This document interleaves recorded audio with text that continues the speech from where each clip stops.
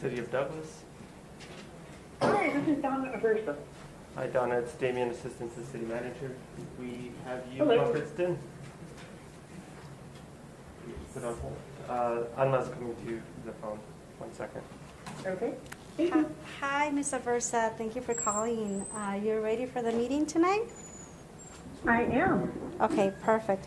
So we have about a minute or so to start, so I'm just going to leave you here on the phone, okay? Yeah, fantastic. Great. Thank you. Thank you. I'm excited. This is my first meeting. Thank you.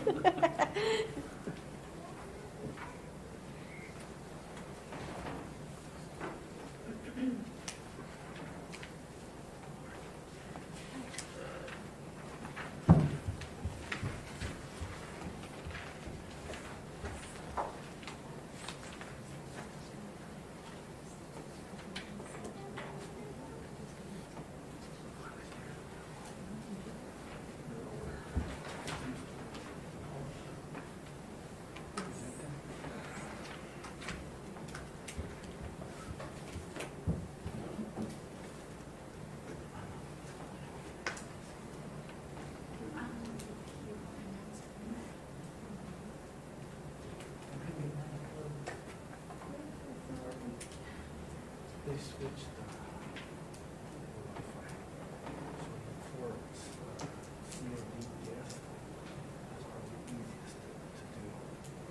And then the password is capital B Douglas. And then number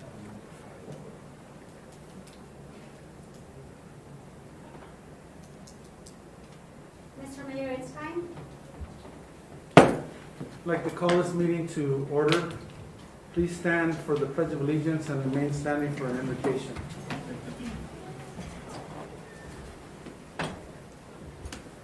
I pledge allegiance to the flag of the United States of America and to the republic for which it stands, one nation, under God, indivisible, with liberty and justice for all. This evening we've asked Bishop Donald Hewish Jr. to offer our invocation, please. Our dear Heavenly Father, we bow our heads in prayer this evening to give you thanks and to ask for thy support and blessing. We thank you, Father, for the many blessings that we have in this city and in this nation. We thank you for the freedoms that we enjoy and for the opportunity we have to meet together and be able to make decisions on how to improve Douglas and make things better.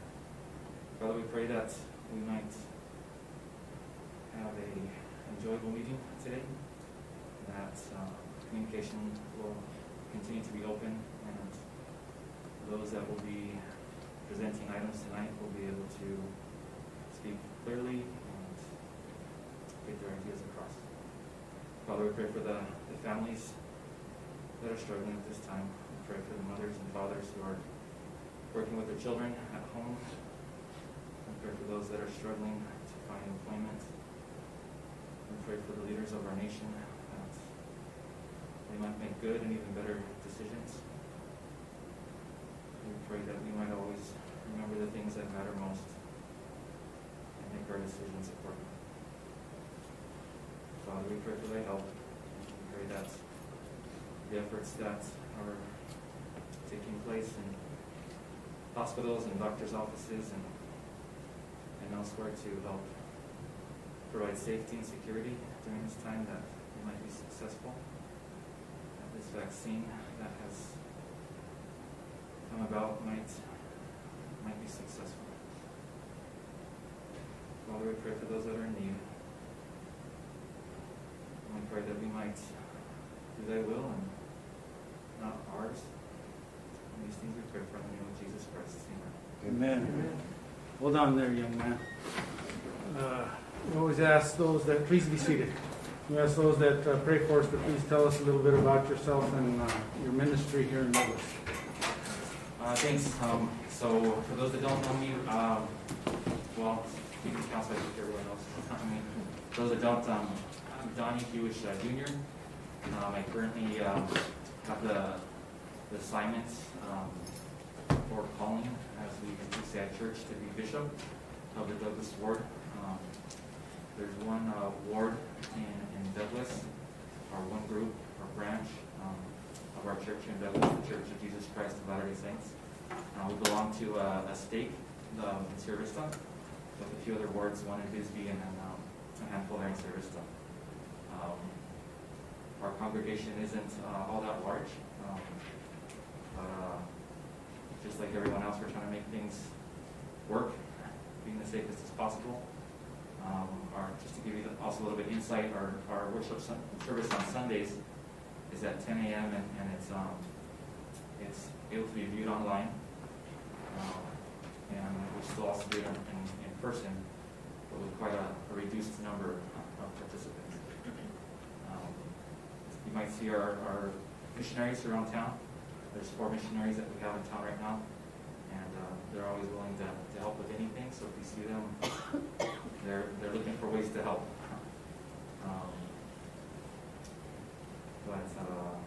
Yeah, that's.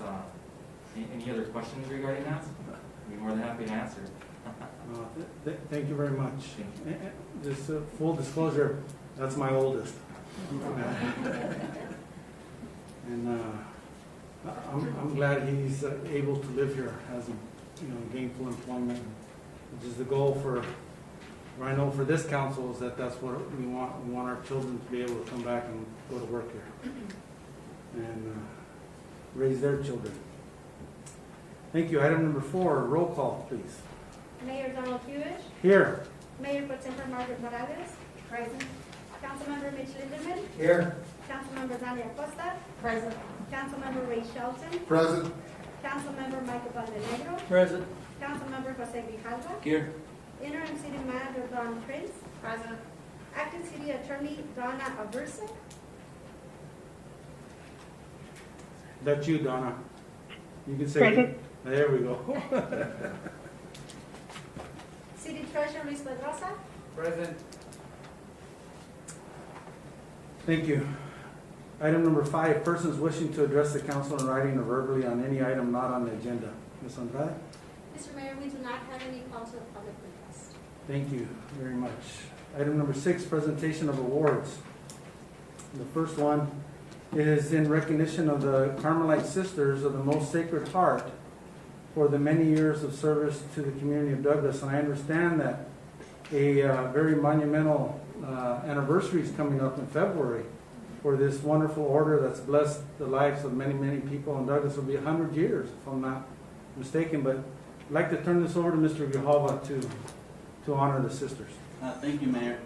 Well, when it was announced that the sisters were leaving Douglas, it's a very sad news for the community. Your leadership and your influence will greatly be missed. I've had Loreto ask me to judge their spelling contest, and all the students that were there, they were some of the most well-mannered individuals that I've ever met in my life. And when I mean individuals, I mean adults too, because of your influence and your faith when it comes to your teaching. So this is the least we could do. I just want to say thank you, and you will surely be missed in Douglas, and we hope that where you're going, that you have the best wishes and the blessings, and may God bless you. Thank you. Thank you very, very much for all you've done. If we have a little token of our appreciation for you, if you'd like to come forward, please. And since the picture will be taken, Yes. can we have the council come in so we could all be in the picture with the sisters? That works if it's okay with them.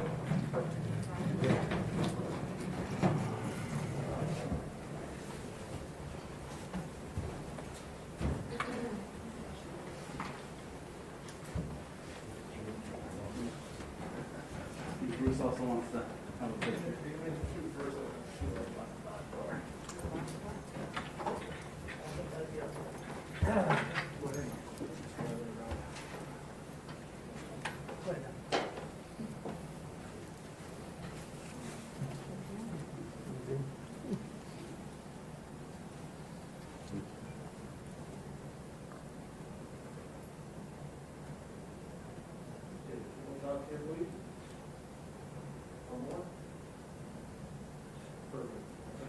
Thank Thank you so much.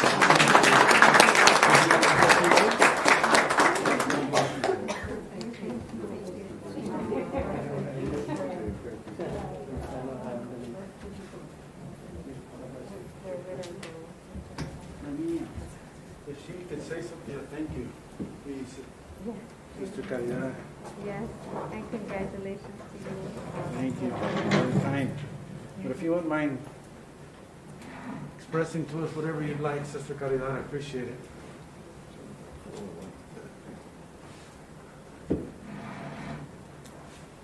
Well, first, we would like to very much thank all of you for this special recognition we were not expecting.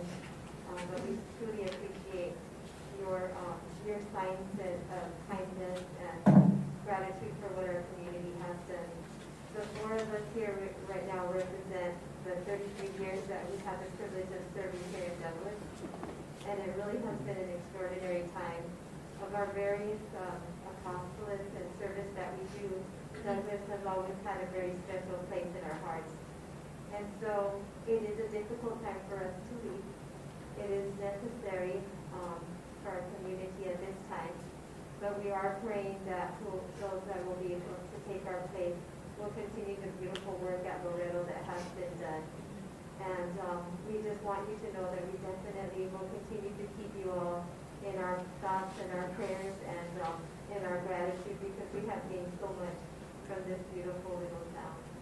So thank you, Mayor, for this recognition, and all of our board members. We know that you work hard to try to maintain and continually improve Douglas. So we just express that gratitude to you. Thank you, Sister Caridad. Appreciate it. And of course, to all the town of Douglas. Thank you. Next recognition of Mr. Natalio Zaval for his many years of service to the Douglas community. And I'd like Mr. Councilman Lindeman to take that lead, please. Thank you, Mayor. I would like to take this opportunity to honor Mr. Natalio Zaval.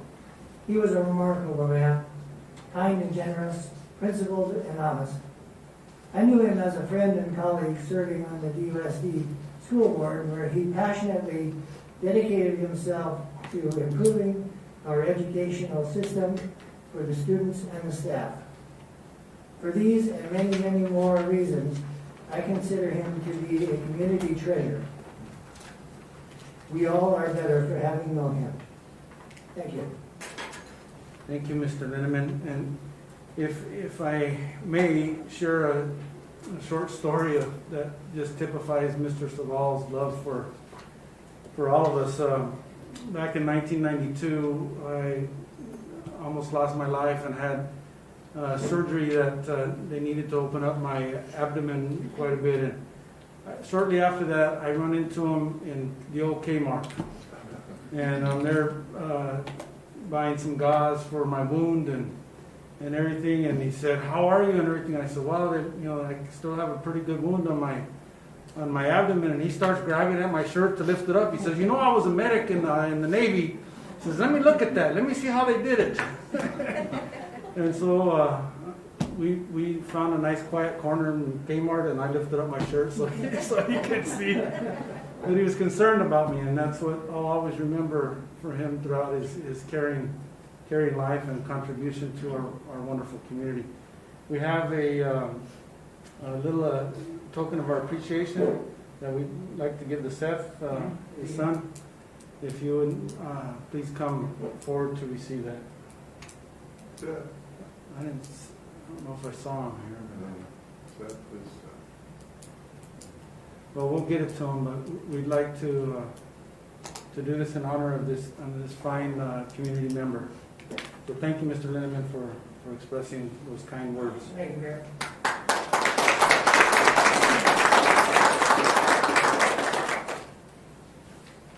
Next, we have the opportunity to recognize one of our employees upon her retirement. Ms. Norma Nomi Galindo Mesa has spent 39 years in the service to the city of Douglas.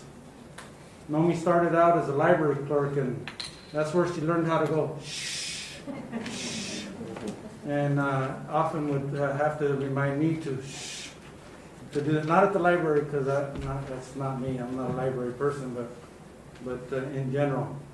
She was there from 1981 to 1994, and then she moved to information processing clerk in administration from 94 to 99. In 1999, she went to the fire department, first as a receptionist, and then in 2004, she went to a clerk typist, and in 2016, she was administrative assistant 1, primarily taking care of the fire department and their needs. At this time, we'd like to honor her and thank her from the deepest part of our hearts for these many, many years of service and gratitude. We have Assistant Fire Chief Joey Alvarez here to join us also in this honor, but Nomi, I'm going to embarrass you if you wouldn't mind coming forward to receive this small token of our appreciation.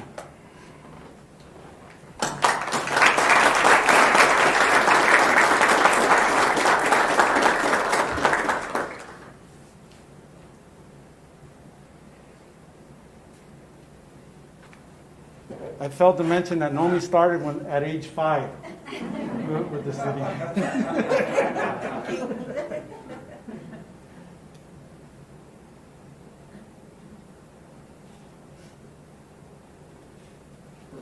You go back here, right? Yep. Remember that.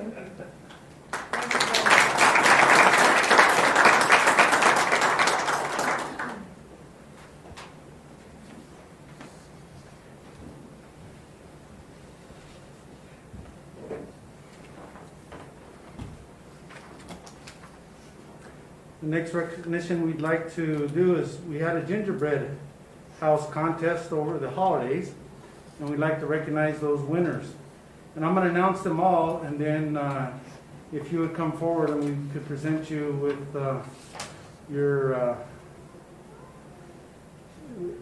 their certificates of winning. I don't have the dollar amount that's associated with it, but they were given a gift card or cash prize, gift cards. In fourth place, we have Caitlin Quijada. In third place, Alina Grijalva. Second place, Alanis Grijalva. And in first place, Victoria and Linda Osuna. Would you please come forward?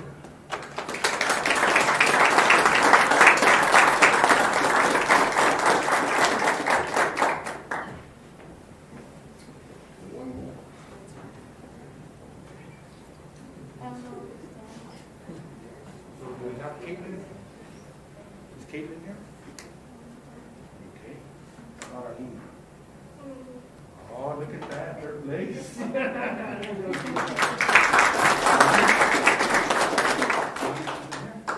then Victoria and Linda. You guys did it together. Wonderful.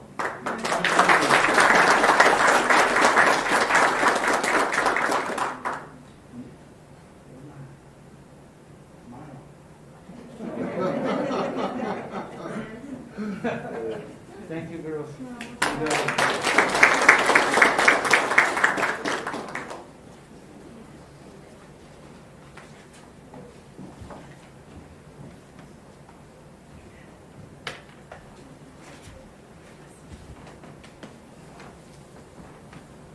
We would next like to honor our best Christmas decorated house winners.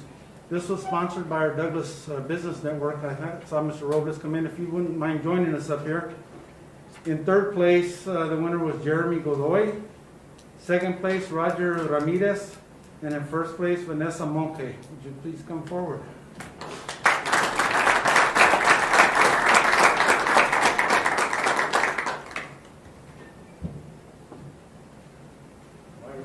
Jeremy, I know who did it.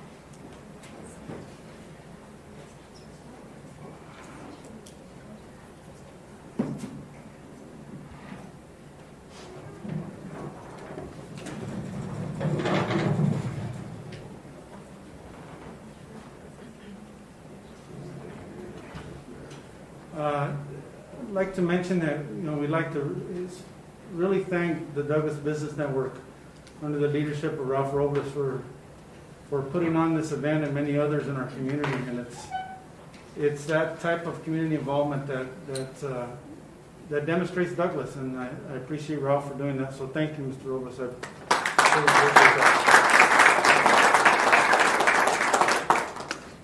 That's the fun part of the meeting. So if anybody needs to leave, please feel free to go on to more important things. But thank you again for being here. But we totally understand needing to carry on. Except for you, Jeremy. Sit down.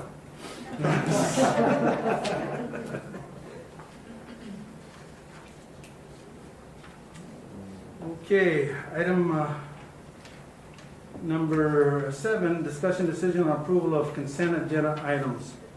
A, approval of meeting minutes for October 28th and November 12th, 2020.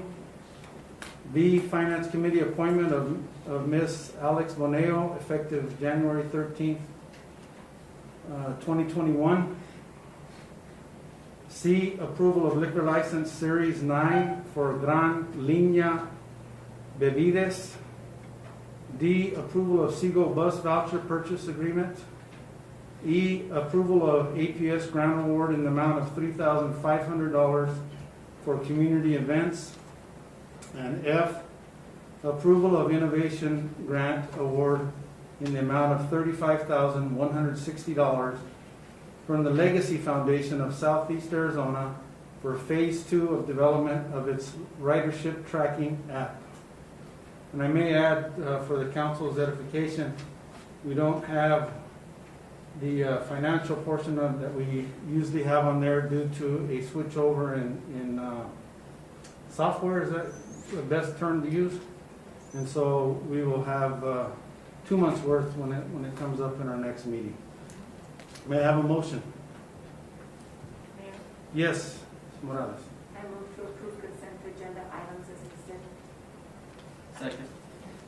Motion by Mrs. Morales, second by Mr. Grijalva to approve the consent agenda items as presented. Roll call, please. Councilmember Lindemann, Yes. Councilmember Acosta, Yes. Councilmember Shelton, Yes. Councilmember Valdenegro, Yes. Councilmember Grijalva, Yes. Mayor Pro Tempore Morales, Yes. Mr. Mayor, Yes, motion carries.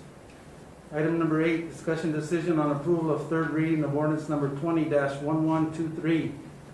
An ordinance of the mayor and council of the city of Douglas, Cochise County, Arizona, authorizing the sale of semi-improved parcel of land located on the southwest corner of 9th Street and H Avenue as lots 30 through 32, block 84 of Douglas Townsite as parcel number 409-07-048 to Leslie Harold Blank III Trust, pursuant to terms entered into by the parties, establishing severability of components of ordinance and declaring an emergency. Mr. Pedrosa, please.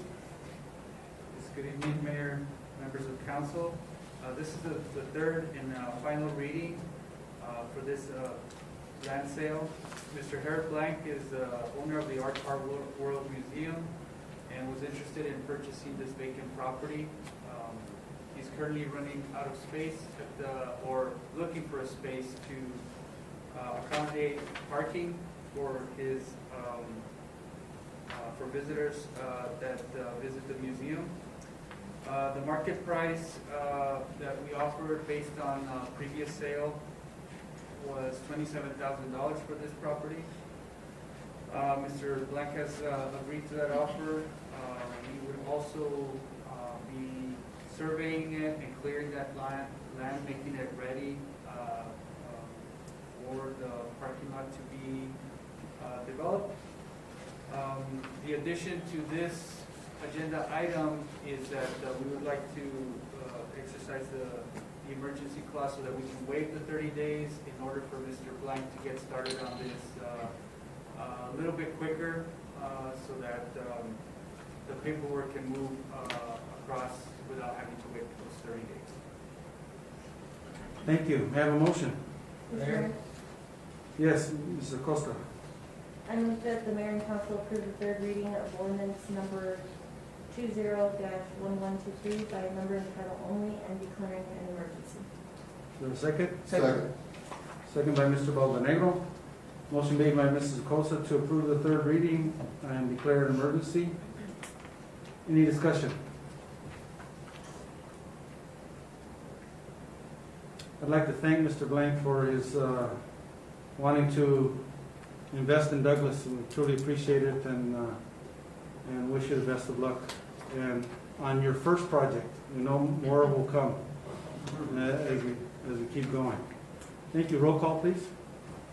Councilmember Lindemann, Yes. Councilmember Acosta, Yes. Councilmember Shelton, Yes. Councilmember Valdenegro. Yes. Councilmember Grijalva. Yes. Mayor Pro Tempore Morales. Yes. Mr. Mayor. Yes, motion carries. An ordinance of the mayor and council of the city of Douglas, Cochise County, Arizona, authorizing the sale of a semi-improved parcel of land located on the southwest corner of 9th Street and Leach Avenue. Is lots 30 to 32, block 84 of Douglas Townsite. Is parcel number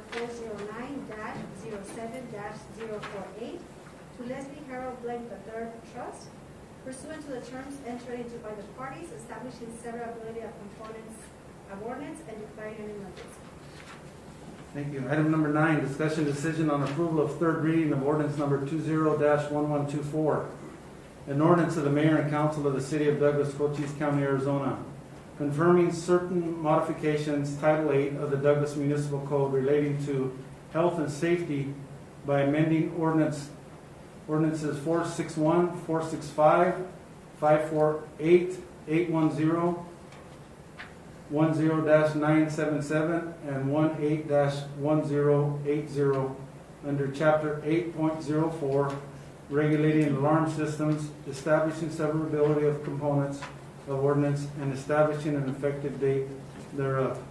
Chief Fuller, please. Yes, good evening, Mr. Mayor, members of the council. As stated, this is the third and final reading for the modification governing alarm systems. As previously discussed, this is needed to eliminate the need for permitting, as permitting does not reduce the number of false alarm occurrences. It also eliminates the workload that's created by managing permitting as well as the penalty process, and in the end places responsibility for proper performance of the alarm system with the alarm service provider and the property owner. Thank you. Thank you. May I have a motion? Mr. Mayor, Yes. that the mayor and council approve the third reading of ordinance number 20-1124 by number and title only. Is there a second? Second. Motion by Mr. Baldenegro, seconded by Mr. Shelton to approve the third reading of ordinance number 20-1124. Any discussion? And/or questions? Hearing none, roll call, please. Councilmember Acosta, Yes. Councilmember Shelton, Yes. Councilmember Valdenegro. Yes. Councilmember Grijalva. Yes. Councilmember Lindemann, Yes. Mayor Pro Tempore Morales. Yes. Mr. Mayor. Yes, motion carries. An ordinance of the mayor and council of the city of Douglas, Cochise County, Arizona, confirming certain modifications to Title 8 of the Douglas Municipal Code related to health and safety by amending ordinance 461, 465, 548, 810, 10-977, and 18-1080 under Chapter 8.04, regulating alarm systems, establishing severability of components of ordinance, and establishing an effective date thereof. Thank you. Item number 10, discussion decision on approval of second reading of ordinance number 20-1125, an ordinance of the mayor and council of the city of Douglas, Cochise County, Arizona, authorizing the acceptance of donated unimproved real property from Mount Development LLC, identified as blocks 3 and 4, consisting of 82 lots in the La Paria Estates in the city of Douglas, establishing severability of components of ordinance and establishing an effective date thereof. Mr. Pedrosa, please. Thank you, Mayor. This is the second reading of the proposed donation from Mr. Ray Meehan from MT Development. It is 82 lots, which we are making that correction on this second reading. We have basically agreed to split the cost of the outstanding property tax burden at this point by ways of dissolving the sewer credits that Mr. Meehan currently has per the previous settlement agreement that was agreed to a few years ago between the city and Mr. Meehan. Basically, Mr. Meehan will pay $4,200 of that, and the city would pay $4,064.50 for those parcels. The parcels are, again, semi-improved parcels with water and sewer availability there, as well as other utilities close by. They're about 0.1 to 0.3 acres in size, about $5,000 in valuation for each of the lots. The city has already approached potential housing developers that may be interested in building new homes for the city. The site is obviously is a potential site that can address the lack of new homes within our city, and the idea is to pursue those avenues when we receive those properties. Thank you, Mr. Pedrosa. May I have a motion? Mr. Mayor, Yes, Ms. Valdenero. that the mayor and council approve the second reading of ordinance number 20-1125 and place it on the third reading by number and title only, with modifications as presented. Is there a second? Second.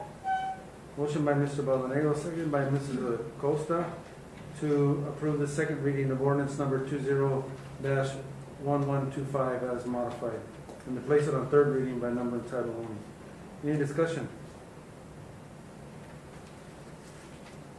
Might add, because it's germane to this item, is that we already have other outside developers looking at the property to see what they can do with it. So we're not sitting on it. We're anticipating that it's very useful, so we want to market it as such.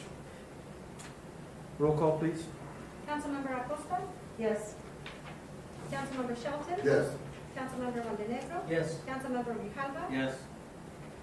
Councilmember Lindemann? Yes. Mayor Pro Tempore Morales? Yes. Mr. Mayor? Yes, motion carries.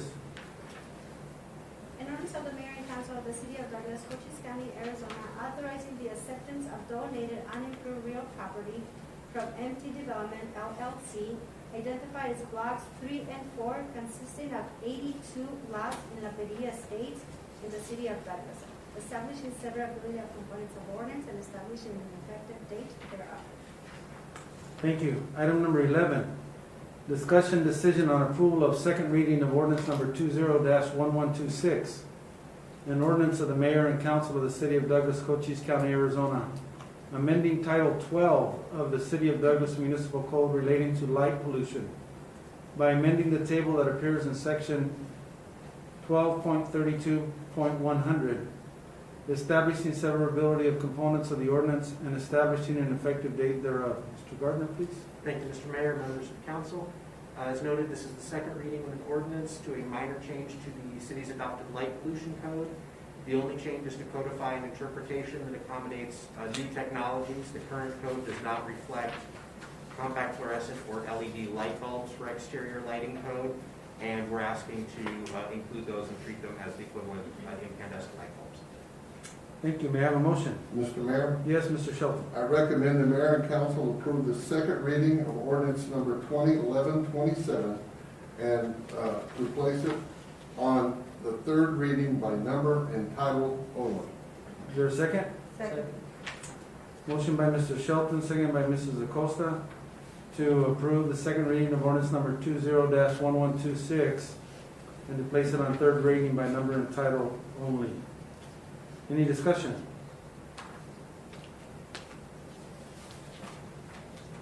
Mr. Ambriz, did you have anything on this one? Okay. Roll call, please. Councilmember Shelton? Yes. Councilmember Montenegro? Yes. Councilmember Grijalva? Yes. Councilmember Lindemann? Yes. Councilmember Acosta? Yes. Mayor Pro Tempore Morales? Yes. Mr. Mayor? Yes. Motion carries. An ordinance of the mayor and council of the city of Douglas, Cochise County, Arizona, amending Title 12 of the City of Douglas Municipal Code relating to light pollution by amending the table that appears in section 12.32.100, establishing severability of components of ordinance and establishing an effective date thereof. Thank you. Item number 12, discussion decision on approval of second reading of ordinance number 20-1127.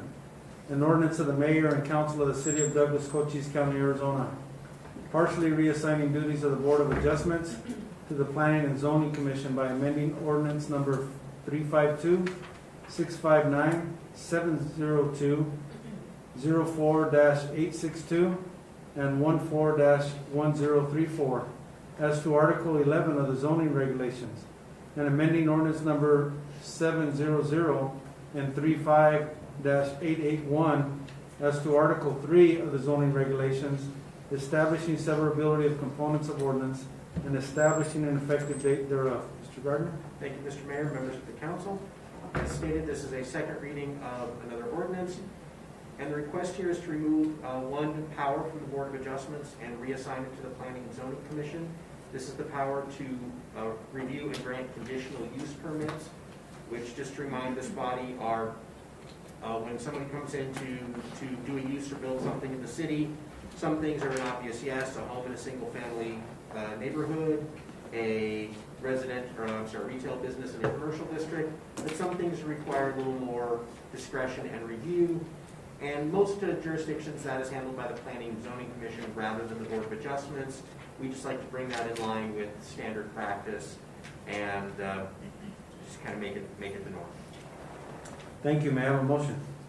Mr. Mayor, Yes, Mr. Valentino. that the mayor and council approve the second reading of ordinance number 20-1127 and to place it on a third reading by number and title only. Is there a second? Second. Motion by Mr. Valentino, second by Mrs. Costa, to approve the second reading of ordinance number 20-1127 and to place it on third reading by number and title only. Any discussion or questions? Roll call, please. Councilmember Montenegro, Yes. Councilmember Grijalva, Yes. Councilmember Lindemann, Yes. Councilmember Acosta, Yes. Councilmember Shelton, No. Mayor Pro Tempore Morales, Yes. Mr. Mayor, Yes, motion carries. an ordinance of the mayor and council of the city of Douglas, Cochise County, Arizona, partially reassigning duties of the Board of Adjustments to the Planning and Zoning Commission by amending ordinance number 352, 659, 702, 04-862, and 14-1034 as to Article 11 of the zoning regulations, and amending ordinance number 735-881 as to Article 3 of the zoning regulations, establishing severability of components of ordinance and establishing an effective date thereof.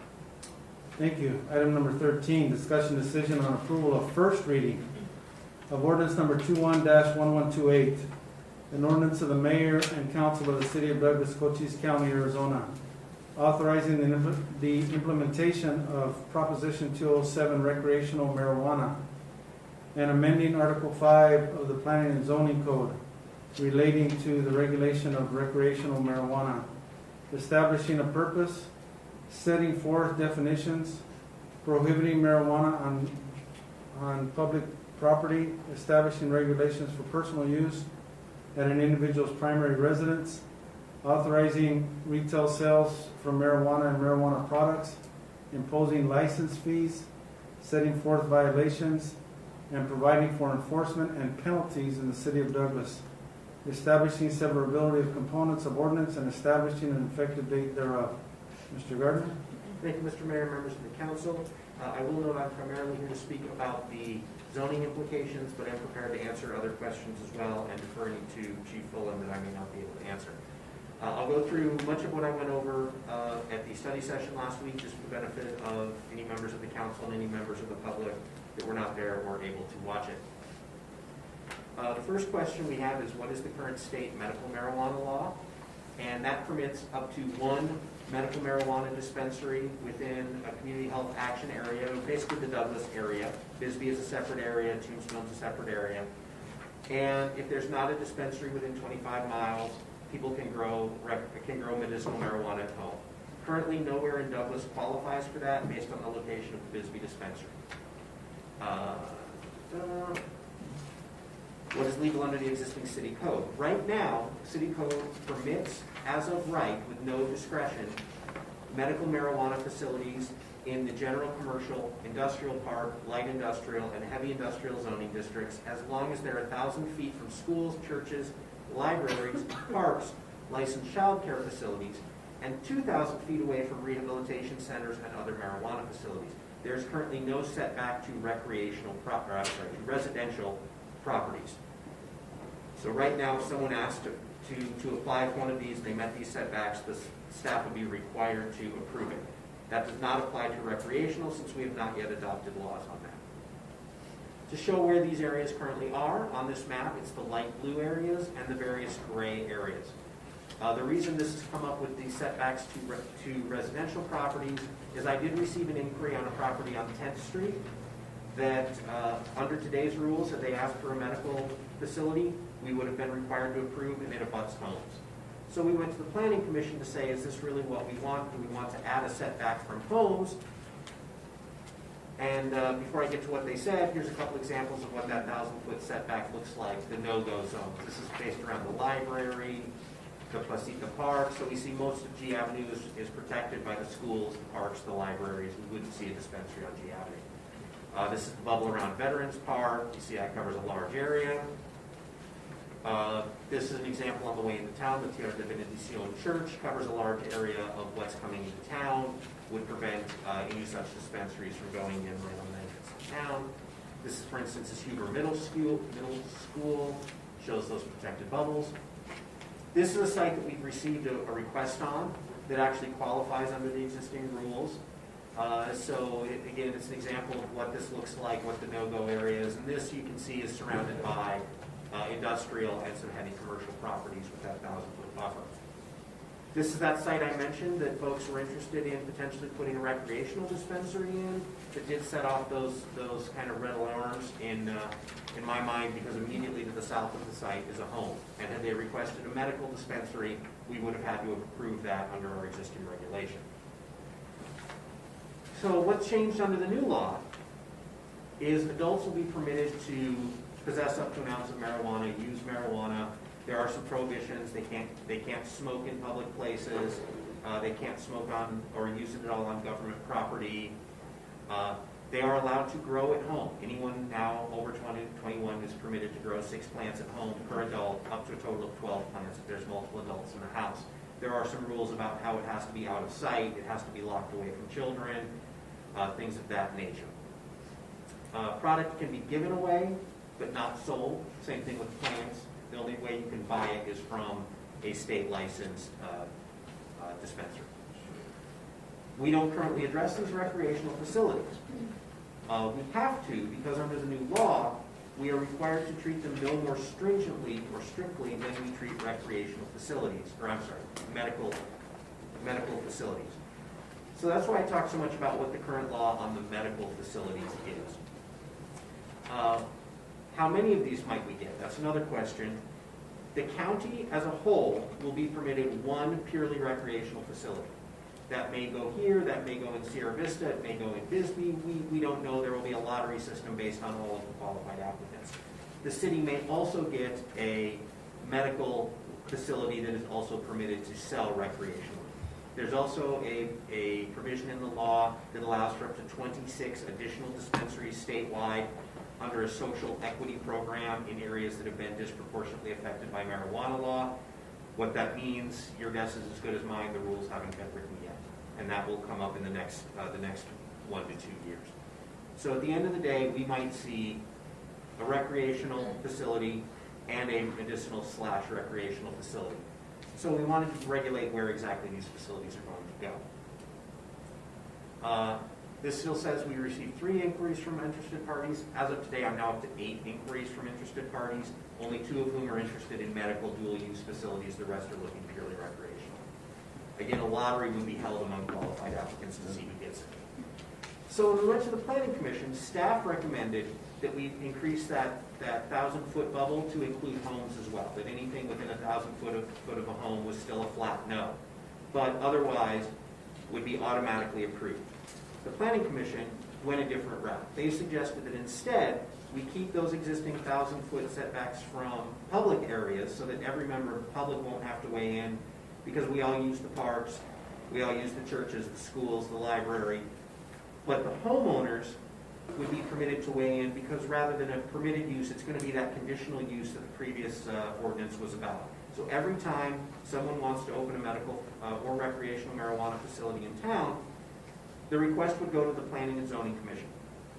People would be notified within 1,000 feet, all property owners. It would be publicly posted so that the public has the opportunity to weigh in on each and every one and decide whether or not it's an appropriate use in a particular location. And that was the Planning Commission's suggestion, which staff supports. It's a very good way to handle things because the public is permitted to weigh in, and there's not a risk that staff has overlooked a particular parcel that we don't think is a good location, but we missed a regulation and therefore it goes in. Every single one will be reviewed by the Planning and Zoning Commission, who would make a decision. Their decision, whether in favor or to deny it, would be appealable by any aggrieved party to this body. An applicant who was denied could ask the mayor and council to overturn, or a resident or any aggrieved party, which is a very broad description under the law. If one is approved, any aggrieved party could come to this body and say, you know what, I'd like a rehearing, and maybe we need to take a second look at this. So staff recommends concurring with, as I stated, concurring with the Planning and Zoning Commission, because those mandatory setbacks protect the public areas, but the conditional use permit allows neighbors to weigh in on whether an exact location is appropriate for this use or not. We did hold a study session, and what staff understood from that session was that this proposal was acceptable to this body, but of course, that can change at your discretion. That said, any questions, any of the areas I didn't cover you'd like more information on? Mr. Gardner, let me get a motion on the floor and then we'll Thank you, sir. hit that. May I have a motion, please? Mayor, Yes, Mr. Lindeman. I move that the mayor and council approve the placement of ordinance number 21-1128 on its first reading by number and title only. There's a second. Motion by Mr. Lindeman, second by Mrs. Acosta to approve the placement. It was Ms. Morales. Thank you, Ms. Morales. Very much. I think Mrs. Acosta, she's practicing ventriloquism. And sometimes I hear a different tone to the voice. That's my hearing. But motion by Mr. Lindeman, second by Mrs. Morales for the placement on first reading by number and title only. Any questions, discussion? Mrs. Acosta had a question. Oh, go ahead. Please. Well, Mr. Lindeman, you go first. Please. Mr. Gardner, can you paraphrase what exactly the ordinance would be that we're voting on? So the ordinance would amend the zoning regulations just to specify exactly where these facilities are permitted. It would be a stricter ordinance than we currently have, because it would permit the Planning and Zoning Commission to review each one rather than trying to just push them into individual bubbles. We're keeping those bubbles, but again, allow the discretion of the Planning and Zoning Commission. It also covers a lot of the other material in the existing law, like where you can use the product, what the regulations are for growing it at your home, any applicable fees that might be passed. This is a fully sales taxable item covered under the law, so we would collect the revenue from that. That's covered under here.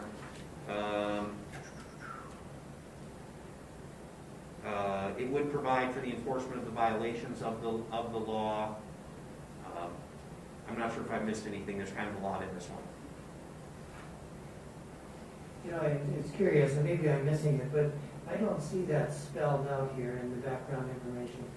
I will confess, when I did the background information, I did it from a land use point of view, and when I attached the ordinance was more complete than I realized, because Mr. Flores did a very good job, very in-depth job, and it was just my failure to realize that there was more to it than my portion. So I read up on it to be able to answer questions as to the full ordinance. But when we come to the final passage, we need to have the succinct copy Absolutely. There's a few other things that we've noticed. There's a bit of a conundrum in the language that Chief Fulham pointed out about regulating the home growth that may interfere with the use of it that we need to sort out for the second reading. The way the verbiage, it's probably intended to make sure when you're growing it, it's not causing a nuisance to your neighbors from odor. But the way it's currently worded, you could interpret it that if you can smell your neighbor smoking it, that's a crime. And we're not really sure that's the intent or that's enforceable. So we will have a few changes on the second reading, but we did want to get the process going at this point. And then as long as you brought that up, then there'll be the question in my mind of, well, you can't regulate what somebody's doing in their house. Exactly, that's our concern. Yeah. Okay, thank you very much. Thank you, and I just want to echo that, yeah, we need to develop some type of informational type sheet for the community that highlights all of what's going on. This and make sure we get it out there. Ms. Acosta? So that kind of goes to the concern that I have, and I've had the opportunity to visit states where this has been recreational and legal for some time. But I can speak from experiences that, you know, the smell is everywhere. Now, my concern is for people who are battling, you know, any kind of addiction or something that could be a trigger. I think that this is definitely something that is of concern for that reason. And I understand that I think you kind of brushed on it lightly as far as not being able to do anything about the smell, but I mean, is there some kind of nuisance ordinance that we could use for that? I mean, I understand that it's recreational now and anybody can smoke, but then there are those that don't and don't want that secondhand smell or. And that's what the chief and I discussed shortly before this meeting. It kind of caught us off guard. We were reading a little late, and it dawned on the chief that this is a problem that we need to sort out. The way the ordinance is currently written is exactly what you're talking about. There is a nuisance. If it's a nuisance anyway, there's fumes, vapors, odors detectable. And again, I suspect it was written in mind of the cultivation, because the cultivation is very pungent when the flower is blooming. When I worked for the county, I've been on site to the facilities that are growing in greenhouses, and you can smell it 100 yards away. Obviously, 12 plants is not the same as several acres of plants, but it does have an aroma, and the law provides for that. What we're unsure about is the interaction then with the consumption, and how exactly is that enforceable. If I'm sitting in my house, for instance, smoking, and my neighbor can smell it, what recourse, if any, do they have? And that's what we're going to have to do some research on and bring back at the second reading to have a very clear answer on that. And I'd also like to assure the council that if we're not ready to do this month after month after month, if there's still some of those issues that are out there pending, we will slow this down and make sure that we get all those answers and make sure it's good before we proceed on anything. Is there a question? Mr. Shelton, please. Yes. Bisbee's 25 miles off. And do we have to have a facility in this town? We do not have to. This is a case where, again, the law is poorly written because the law explicitly states that we can prohibit these and then says we can't treat them differently than medical, which medical says we can't prohibit. I would defer to legal counsel what exactly our full options are. I do know that several jurisdictions have explicitly prohibited recreational. I'm not sure if they did so with medicinal, but if there is precedent to do so, whether it will stand up, I would defer to our attorneys. Maybe let's check on that. I appreciate it. Thank you. Donna, do you have anything now? I know this law is very fluid right now and everything. Do you have any background to share with us, Donna, at all? Not at this time, sir, but I am certainly happy to follow up with Mr. Gardner if you'd like me to make myself available. Excellent. We'd appreciate that, Donna, so we can just see what else is going on out there and see that. But would you please explain the lottery system again? Because I'm looking at it. I know we need to be proactive and need to do this, but in all reality, it may not happen here. So there would potentially be two different lotteries. The first is for a medical dispensary. And if we have multiple people applying for a medical or dual-use dispensary that is medical and recreational, they would be competing only with folks in the Douglas area. And if there's only one qualified applicant, they would get a license by default. Recreationally, that area is one license for the entire county that would be done via lottery system. And I said we've had eight folks talk to us already. Similar numbers in Sierra Vista. I was calling my colleagues in the last couple of days. About half that number in Bisbee, Benson, Tombstone. I didn't have the opportunity to speak to Echuca City or Wilcox. The county in the unincorporated areas has not received any requests yet. But so again, the state would pull one completely at random from the qualified applicants. In terms of how many qualified applicants we could have here, it's really limited by the number of properties that are available. I did have that one property I noted that's over on 9th Street that is currently under contract. I've had a lot of folks calling, again, about 8 other folks calling in the last couple of days looking for properties, and as they're giving opportunities, giving questions on properties, most of them are currently occupied. There aren't a whole lot of properties that are open that meet these setback requirements. So we're looking at probably a handful of folks at most entering a lottery system, with folks from Sierra Vista who is making it less restrictive than we are proposing. So they're going to have likely more applicants. So this may be a moot point, is I guess the point that we're trying to make here. Good, okay. But we do need to be proactive, and we need to set up these guidelines. Anybody else down that way? Mr. Grijalva, please. Thank you, Mayor. For Mr. Garner, from the study session, I'll be honest with you. There's one thing that really scared me, is when you said, if we basically don't do anything, or this doesn't pass, you have to stamp a yes if a medicinal dispensary wants to basically set up shop in the neighborhood. So, I mean, there's nothing we can do about that because of how it's written. So, really what you're saying here is we have more control over this situation if this ordinance were to pass. That is correct. It definitely gives this body much more control. I do go back to this slide because this is a building. I'm afraid I haven't been here long enough to know what it was. It looks like it was a Circle K, yes, maybe a dance studio. That's what it was built for. But it qualifies under our existing medical law that if they came to me tomorrow and said, we want to set up shop here, I have to sign off that it's okay. I have no choice. Whereas under this I have to. Under the current law. That is correct. But under this proposed law, the planning commission would make a decision, and if those neighbors say, we don't want it next door, they're probably going to say no. Okay, good. That's all. Thank you. Mr. Ambrisa, the chairman of our planning and zoning, do you want to add anything? Yes, thank you, Mayor and Council. That's the reason we put it under special use conditions, so that we can invite the people to come and participate with the planning and zoning. If there's an objection, I think it's going to be a no answer to it. But it's allowing the people to speak. That's what you want. And we need to make it public to the people and to everybody in the paper, radio, whatever, so they can come in and voice their opinion. If they say no to some, then we probably have to say no to it. That's why we put it on. And the other way, if it wouldn't be that way, anybody could come in and there wouldn't be any public participation. Thank you, Mr. Ambrisa, for all your hard work. Any other questions? Okay, we have a motion on the floor for the placement on the first reading by number and title only. Roll call, please. Councilmember Grijalva? Yes.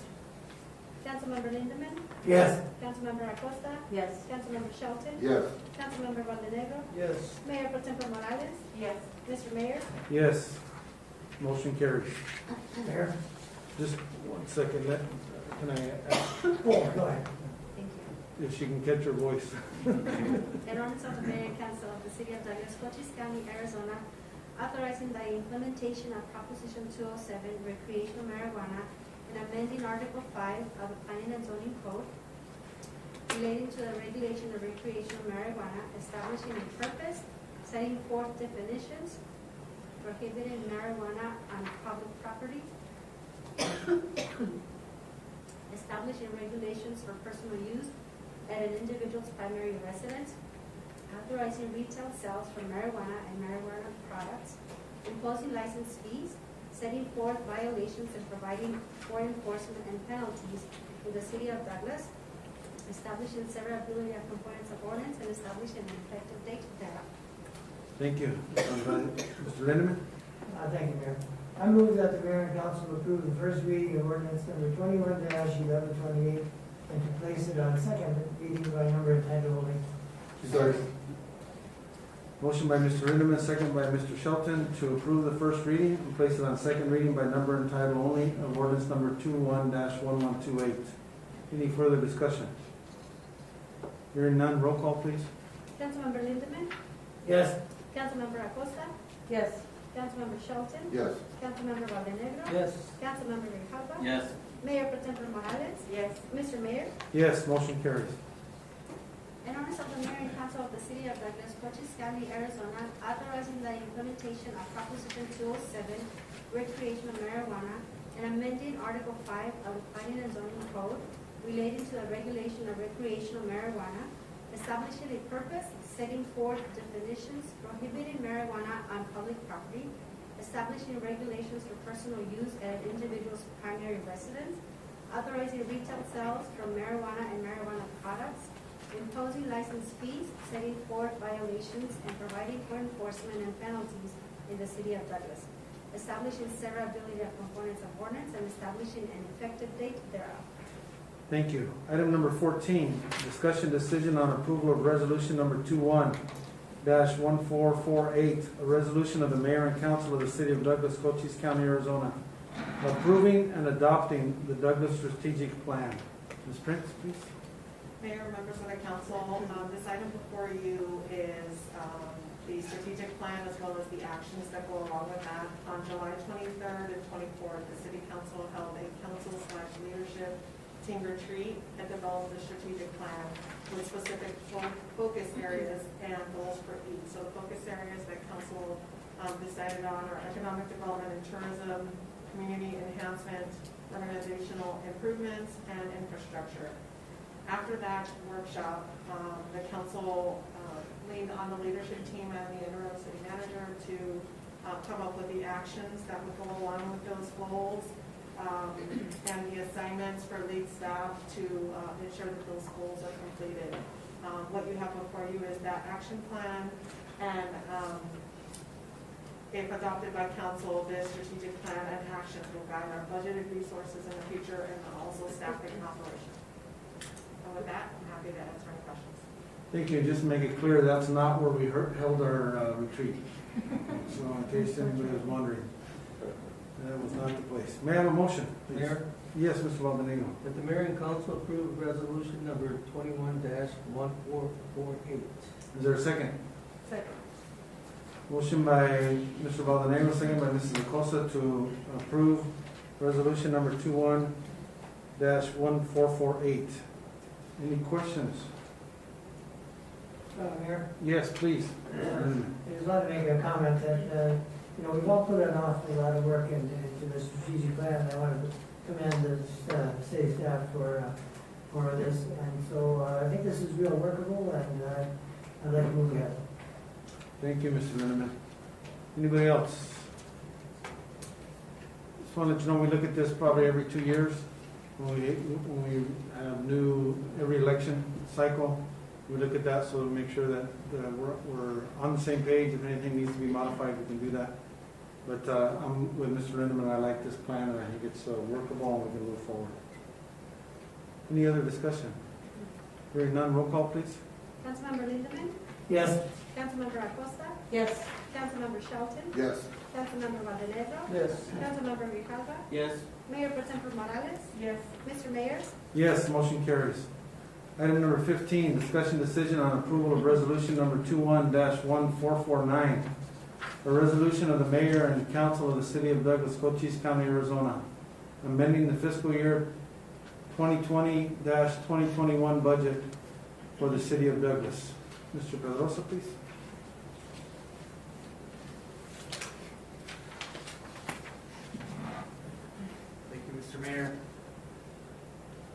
For the evaluation of year-end revenues for fiscal year 1920, the city realized a surplus budget, a surplus of $1.5 million. Several factors contributed to the surplus, which included salary savings from unfilled or underfilled positions in various departments, and contrary to our expected impact of the COVID pandemic, we realized revenues exceeding our budgeted projections. Due to the long unmet needs that Douglas has been carrying for a number of years and current important community related priorities, staff is recommending the use of $500,000 of that surplus for one-time expenditures and to set aside the balance to fund our contingency reserve, which is at $1 million, and to possibly support the upcoming PSPRS pension obligation bond that will be up for consideration for the mayor and council. To fund that debt reserve for that pension obligation bond if we decide to move forward with that. Just more background on this. The city continues to navigate through the pandemic. We continue to be careful. We're constantly monitoring and mitigating expenses while reacting to the need to provide heightened safety measures and providing the same level of high-quality essential services to the community. Through this period, we have seen businesses partially closed and reopen, our port of entry also partially closed, and decreased tourism in our city. Even through these challenges, the city has been resilient in keeping revenue levels stable. Factors we believe have helped us weather these challenges include the border wall contractors residing, working and shopping in Douglas, our Mexican shoppers still coming across and doing their shopping through alternate means, even through the border closure, and more citizens shopping locally, as well as more sales tax coming from the online sales tax due to the recent state and federal legislation that was enacted in 2019. So with COVID still affecting the different sectors and uncertainty of length of the effects of COVID, we are proposing the use of the $1.5 million surplus and to fund the $1 million towards the contingency fund reserve. And again, if that PSPRS bond becomes a reality, put it towards that funding reserve, as that would be adding more debt to our balance sheet, therefore requiring a debt reserve that is higher than we currently hold per our current financial policies. Not that that is a bad thing, but we certainly need to have that debt reserve levels funded accordingly. The projects that staff had looked at based on the community needs are as follows. As the mayor and council are aware, there are 2 golf course items presented a few months ago that are needed to preserve and improve the conditions of the golf course. So by installing a VFD drive in the back 9 that would activate the automatic watering control system and eliminate manual watering, which is currently ineffective and inefficient. The RV park is also currently experiencing an influx of RVers, and the golf course is not able to keep up with that demand due to the outdated electrical system not being able to accommodate those power demands. The RV park has required constant disruption in service and maintenance costs as a result. Those particular items for the VFD would be $45,000 and $65,000 for the electrical upgrade. A dog park is something that has also been requested several times over the last year by the community, and this funding would be allocated to improve an existing space in one of our current parks to create a dog area. $25,000 is allocated for that, or I should say $20,000. A new ambulance is needed for the fire department to replace a 2002 used model, which was acquired from the city of Sierra Vista in 2014. Fire requested an ambulance replacement for this budget year, but we were not able to fund this cemetery beautification includes the replacement of water lines that are old, chip seal and oil of the pathways, and the installation of new trees in the area. It'll be $45,072. We're also proposing the prepayment of debt that would allow budget capacity for the following year in the amount of $29,928. That is a lease that we have for one of our current ambulances. Police also requested vehicles in this budget. We're proposing to fund 2 of those vehicles in order to rotate older, costlier to maintain vehicles in their fleet. That is a cost of $110,000, which includes the upfitting for those 2 vehicles. The City Hall second floor bathroom renovation was taken out of the current year's budget, again due to cost, but it's very much needed, something that has been put off for many years. The bathrooms are heavily used by the public and employees, and looking to provide a welcoming setting for that. This money would only be to renovate one of the bathrooms, and the other bathroom would be requested in the following budget year. Finally, the automatic hose reel at the airport for the 100 low lead fueling station is in need of replacement of the reel. It is currently malfunctioning, and the hose is not reeling back like it should. Therefore, the hose is just being left there as a hazard, potentially that could be run over by aircraft or vehicles. Therefore, we're recommending that replacement in the amount of $8,000. So all these projects come out to about $500,000. The exercise here, as far as the budget and what we propose is, obviously we can't exceed our budget ceiling that we've already approved for fiscal year 20 and 21. We looked at the grants fund, which what we do there is budget for grants that we hope to receive more than what we actually typically receive, just so that we give ourselves that capacity for us to have that available monies to receive and to spend. Therefore, if you recall, we budgeted about $3 million in COVID relief funding for the federal government. That may or may not happen, but we feel that utilizing that budget capacity from that budget line item to be able to expend this $500,000 would be appropriate at this time. So therefore, we propose to move the budgeted amount of $500,000 from the grants fund over to the capital projects fund to be able to expend these monies in this fiscal year. With that, Mayor, I'll open it up to questions. Thank you. Mayor, a motion, please. Mr. Mayor? Yes, I Mr. Sheldon. recommend the mayor and council approve resolution number 21-1449.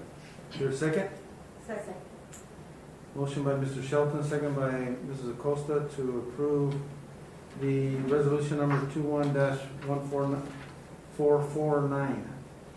And I would like to add from the get-go that this is a conservative amount.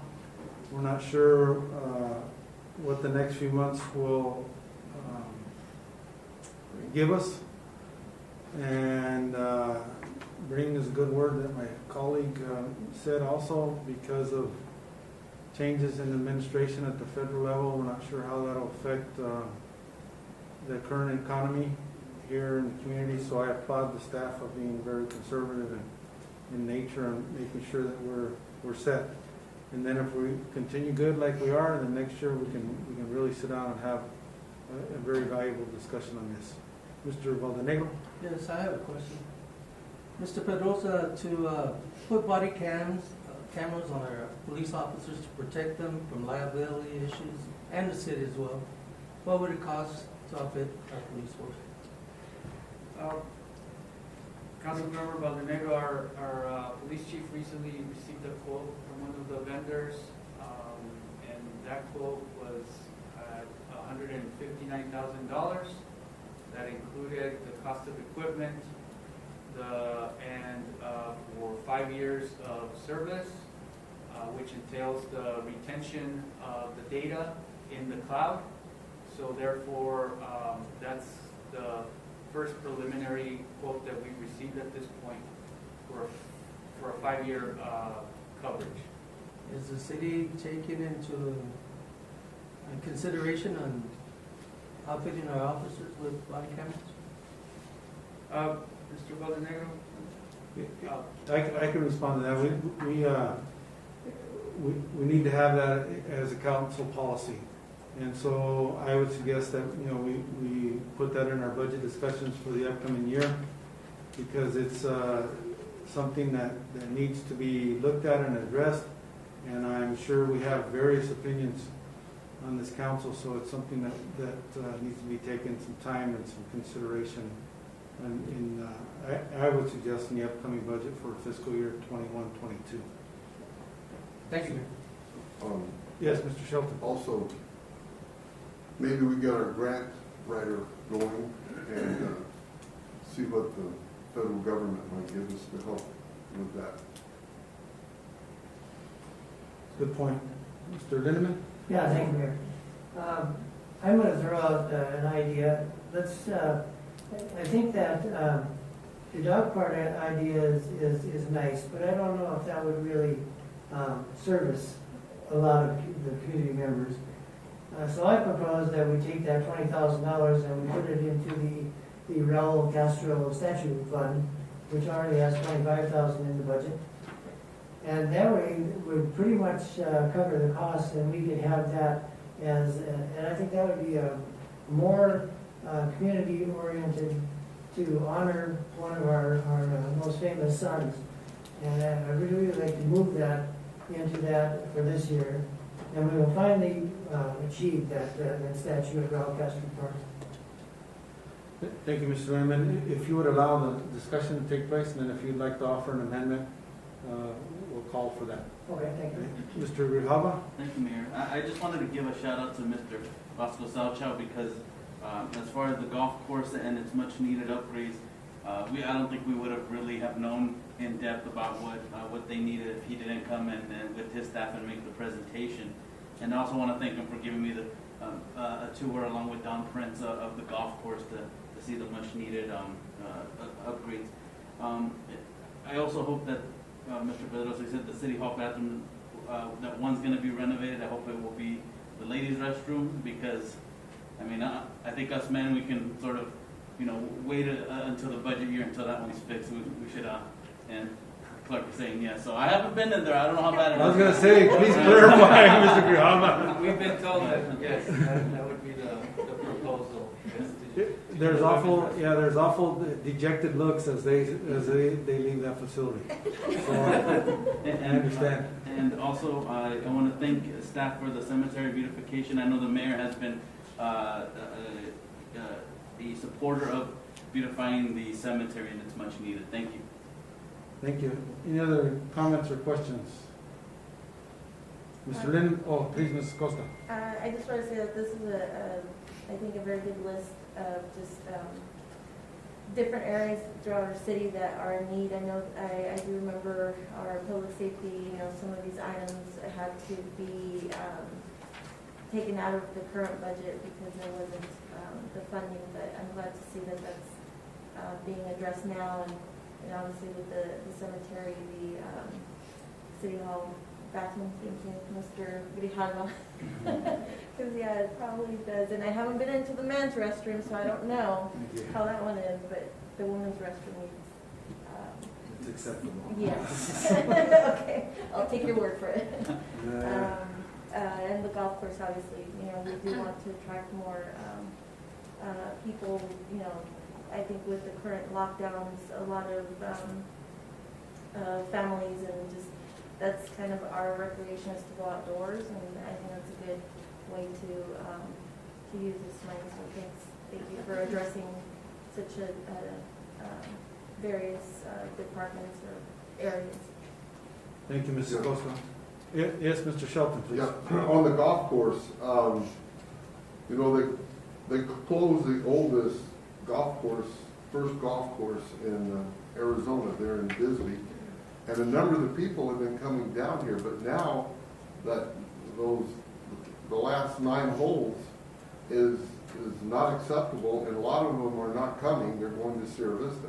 But they love to come down to Douglas and then go out to eat. So, and we're talking 20 to 30 people. So, you know, the golf course to me is, it's one of the attractions that we need to keep in Douglas and to keep it going. At least, you know, we have that opportunity to, you know, to do that. Now, I know we were discussing about, Mr. Lindeman was talking about the dog kennel, well, or the dog area that go where the dogs could run around. It's sort of funny, last night or 2 nights ago, somebody said, oh, we don't need that. And lo and behold, one of the other persons, or people there, said, after they went to the side room there, yeah, we do need that. They said that a lot of people would use it, so I don't know. Anyway, Thank you, my Mr. thought on it. Appreciate that. Thank you, Mr. Sheldon. And I'd like to remind the council and everyone that this upcoming budget year, we will be having a special meeting on the 27th regarding the airport. There's lots of things out there. We've heard about the golf course. And so there's going to be lots of needs that are going to be pushed to the forefront that we need to make tough decisions on in going forward. And so, again, I appreciate the cautious and the conservative nature of this proposal. Mr. Lindeman, would you like to make an amendment? Yeah, thank you. And before I do that, I would just like to point out that when I brought this up earlier in our budget talks, Mrs. Jordan was doing her tours, and she said that that would be a wonderful idea as another stop for her tours, and I think that that would bring in tourists too. So we can put the dog park into our other budget, but since there's already existing monies, we could do this and finish that project and have it. And so I want to offer an amendment to move the $20,000 from the dog park idea to the Raul Castro statue. Okay, there's a motion to amend the resolution to change out the dog park for the Raul H. Castro statue project. Is there a second?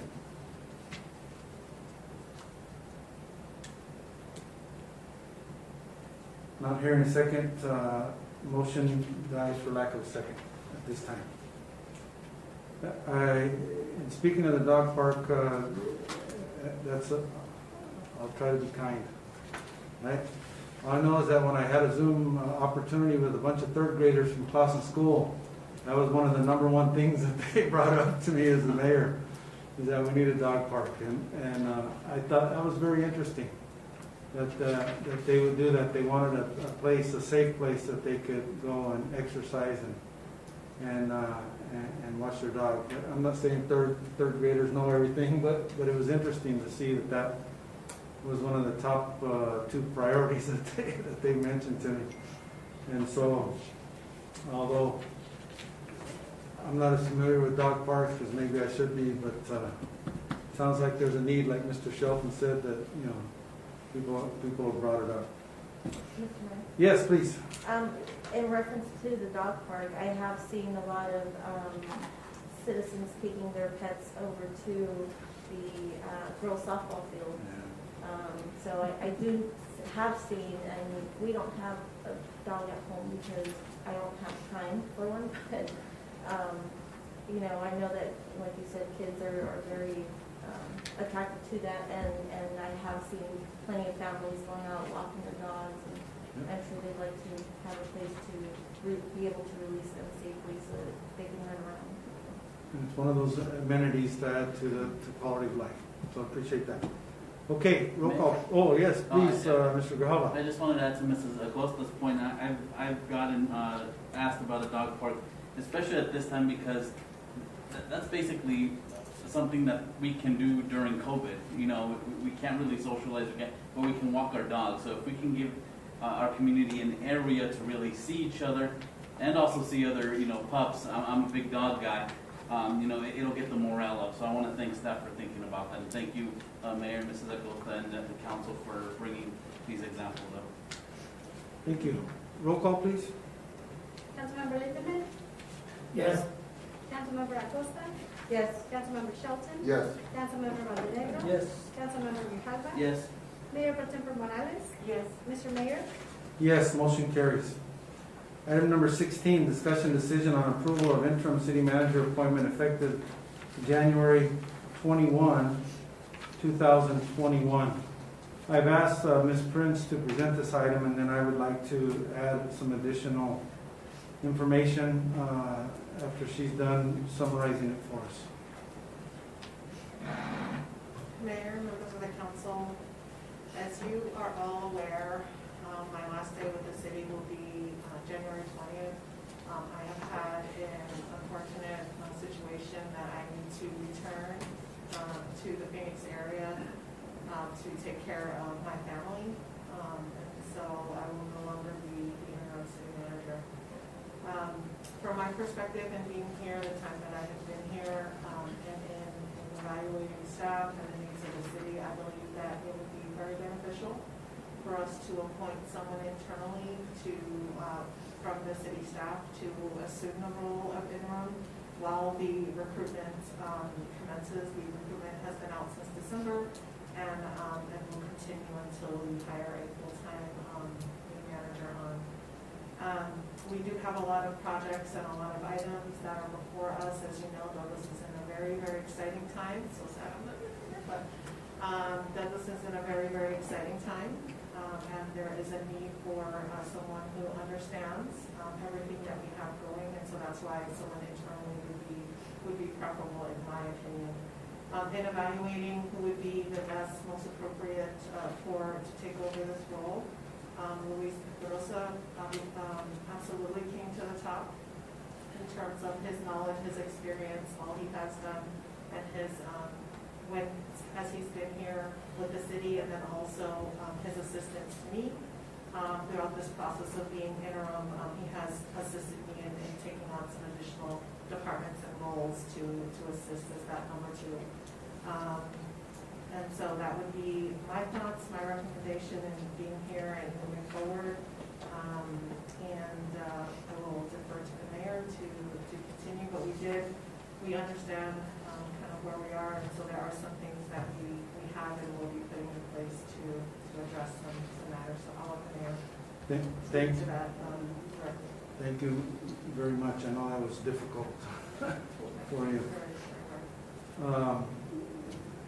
In looking at the situation, and looking at Luis has really, Mr. Pedrosa, excuse me, has been involved probably about 90% of what's been going on here. And so in looking at staff, I couldn't find anybody else to make that transition so easily and seamlessly to do that. And I'm grateful that he's willing to do this. Now, with his appointment, I want to assure the council, staff, and everyone in the community that we will be following generally accepted management practices.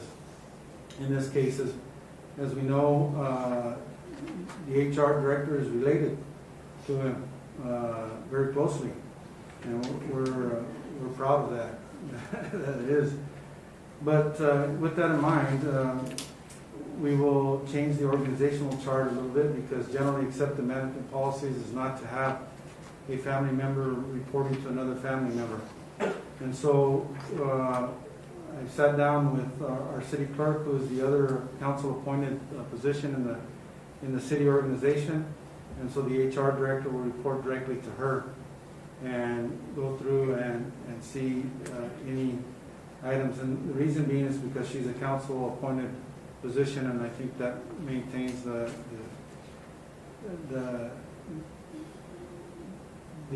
ties to the council.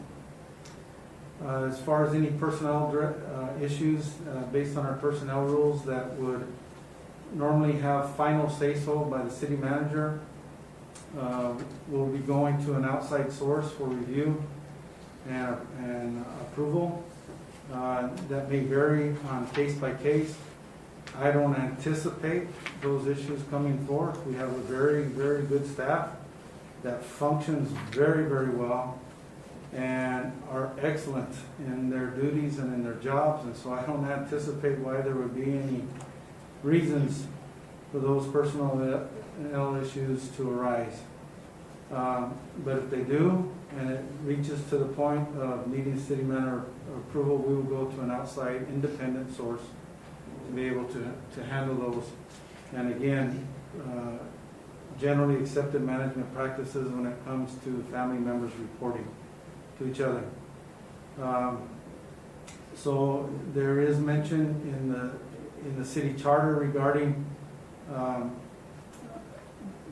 the city manager relationship to the personnel appeals board, but there's really not much authority there other than they submit their findings to him or her, and I don't see a reason to do that. If we feel that there's a need for another set of eyes, again, we will go to an outside independent person to look at those things. So I am very comfortable and confident that this is the best situation, and I am pleased that Mr. Pedrosa is willing to do this, and so that I don't want to lose a step.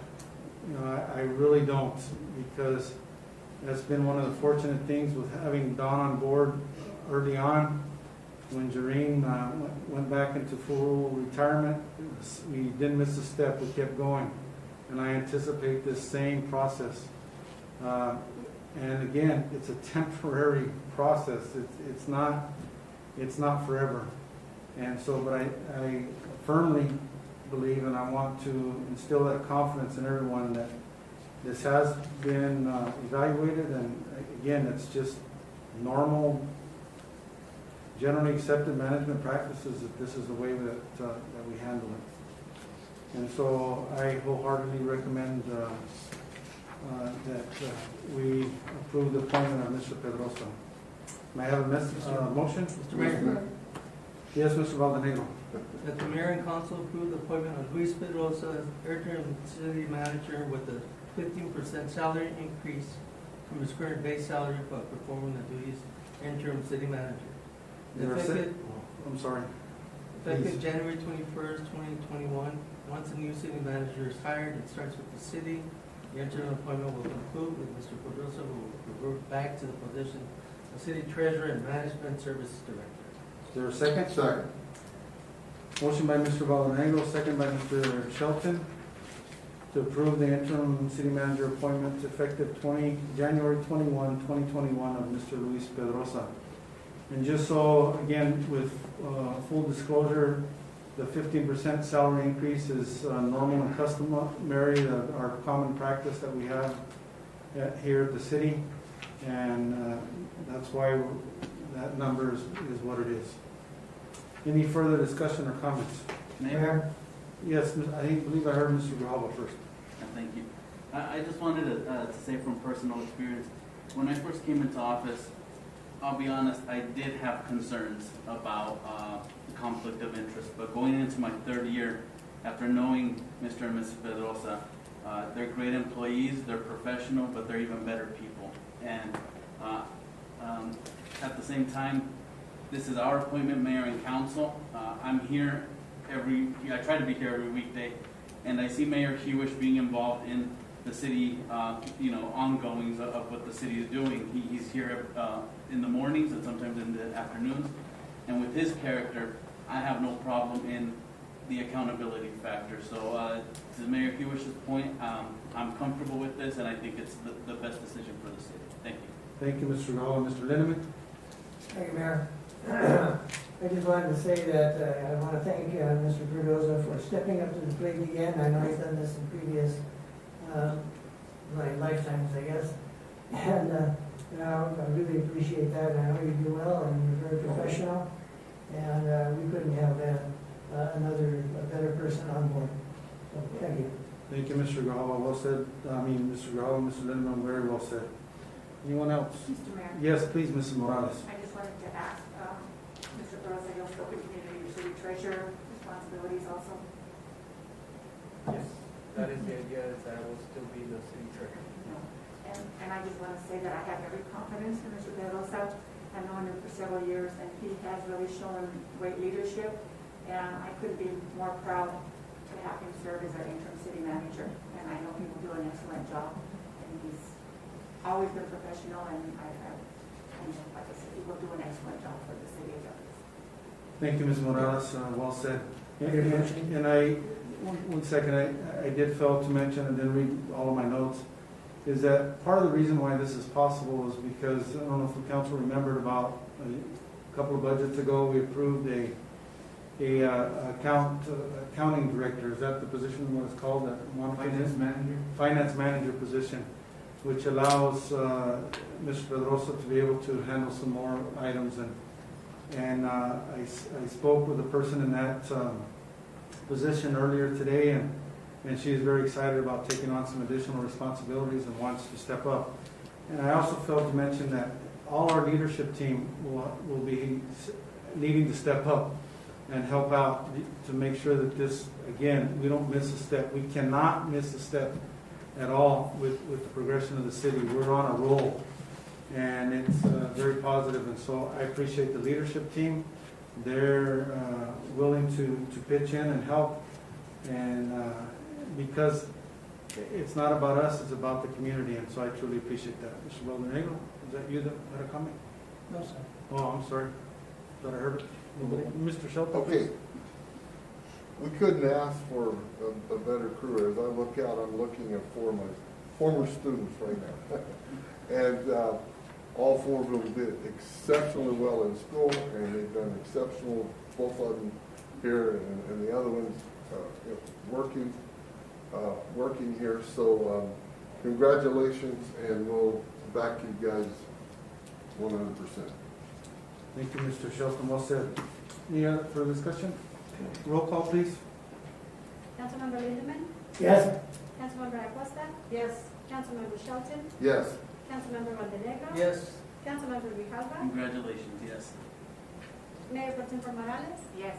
Mr. Mayor? Yes, motion carries. Moving on to item, thank you, Luis, by the way. And thank you, Rocio, for allowing him also to do that. Item number 17, city manager reports. Ms. Prince, do you have anything for us? So I do, Mayor. Please. It's not an actual report. I just, if I can, if I may, Mayor, Council, I just have some words to say on my last meeting here with the City Council, in the City of Douglas. I just want to thank you from the bottom of my heart for everything that you've done to make me feel welcome and make my job as interim city manager easy. You guys are an awesome council. The staff is an awesome staff. I've never worked or lived somewhere that was better than the City of Douglas. You guys are in my heart. You guys are my family, and you mean a lot to me. So I just wanted to thank you just for everything. Thank you. Thank you.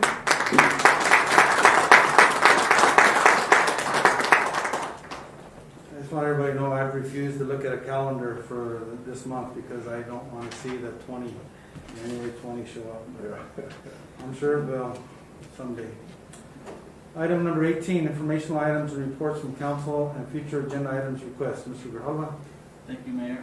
I'd just like to announce tomorrow is Commodities Day at the Food Bank. They moved it from having all the dates for this month on Thursday.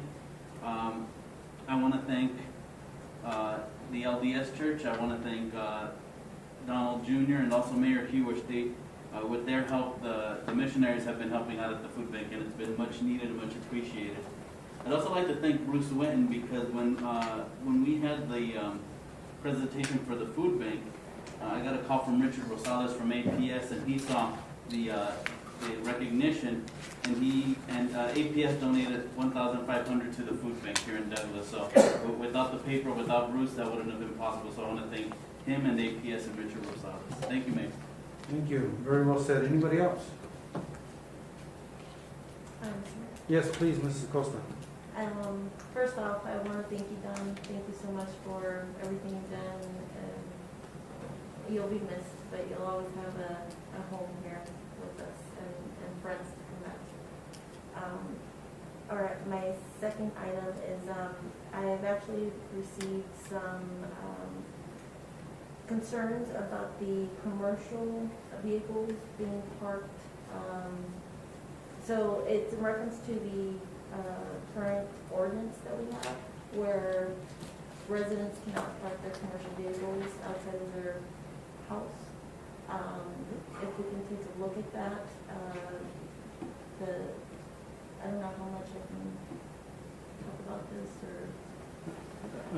It's fine, and they wrote it down, and I'm sure that Ms. Prince will get with the chief to see what the enforcement looks like in those areas. Okay. But if anybody ever has any specific areas, please notify Ms. Prince and she'll get And the with the chief. concern isn't a violation, well, I guess it is a violation, but it's the owner of the commercial truck. And he's just concerned that that's basically his livelihood. He has nowhere else to park it. It's outside of, it's not in the way, I guess, but because of current ordinance right now, he's in violation. So again, so we can look at the overall, how that works, and involve Mr. Gardner also to see if there's any alternatives or spots that could possibly be set up. Sure. So that's the concern. Perfect. That's the concern. Mayor, Excellent. Yes, please. I also want to thank Ms. Prince for her time here and wish you good luck in your future endeavors, and hope everything is working out. So thank you very much.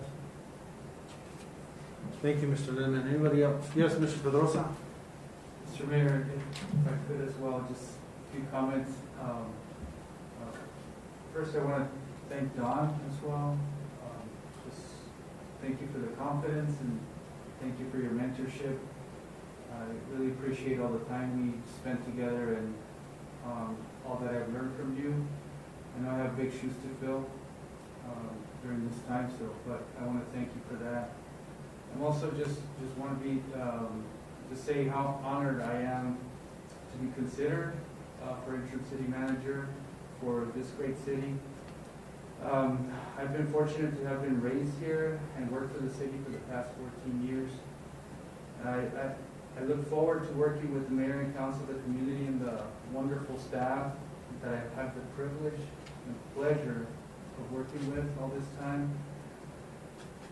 So with that, I just want to thank the mayor and council, and I'm overwhelmed of all the wonderful comments I've heard here tonight, and just very thankful for the opportunity and the confidence to continue to serve the city of Douglas. Thank you.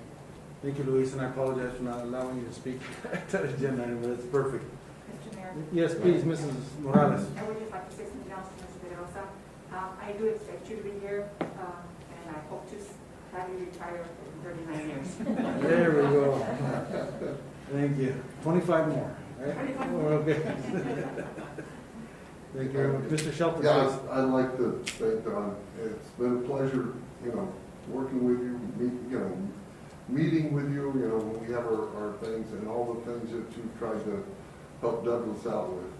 So God bless you, and you have a great time up in Phoenix, and all your situations, I hope they will, that you will be able to do a good job on that. Oh, is that Jennifer back there? Okay, it's not 4, it's 5 students. Oh, sorry. Sorry about that, Jennifer. Excellent. Anyone else? Mayor, Yes, please, Mr. Valdenegro. I'd like to thank Don for giving me some leadership, some training, since I'm a new council member. And as you can still come down here for one-on-one. God bless you. Thank you, Mr. Valdenegro. Mayor, Yes, please. I forgot to thank Don for putting up with me for all these months. We've had disagreements on, city stuff, but also the more important things like, is bacon a meal or is it a topping? And well, I'll just leave it at that. But it's a topping. It's not a meal. But I want to thank you for all that. And come back, like Council's saying, come back and spend your money here also. You're always welcome here. Thank you for all that you've done. Thank you. A couple information items as far as what's been going on here. We at the city have received some interest about the change in administration and how that affects our economy and the wall and all those kind of things. So we've had PBS in town. Tomorrow we'll have even a news channel from France that'll be visiting our community that wants to talk about that. So in order to show that we're in the West, if everybody could wear cowboy boots and cowboy hats tomorrow, because that's what in France, I guess they think that's what we are. So, just kidding. We'll just be our own loving self always. And then newly elected Senator Mark Kelly will be in town on Friday, very private. He's asked for very private. He'll be touring the port of entry and be doing some other reaching out to the area on Friday. And we're excited that Douglas is being viewed in a positive light. We will continue to promote that always, that this is the place to be. This is a place where you can raise a family, and just come and get to know us and you'll love it. You'll fall in love with us, and we'd love to have you here. So exciting things continue to go on around here. We're in spite of COVID, we're not waiting. We're not waiting around and using that as an excuse. We're trying to move forward always, so we do. There's a couple of economic development issues that we're not allowed to, at this point in time, to reveal, but there's some things happening, and that's exciting to do that. We'll move on to item number 19, I believe it is, if I can turn my page. Yes. The one that Mr. Shelton's been waiting for all evening, number 19, adjournment. May I have a motion? I make a motion, we adjourn. Second. Motion by Mr. Shelton and second by Mrs. Morales. And again, I would urge everyone to continue to remember all those that have been affected by COVID and those that have been experienced as loss of loved ones lately. Please pray for them. All in favor of adjournment, please signify by saying aye. Aye. Any opposed? We stand adjourned. Congratulations. Now you can excuse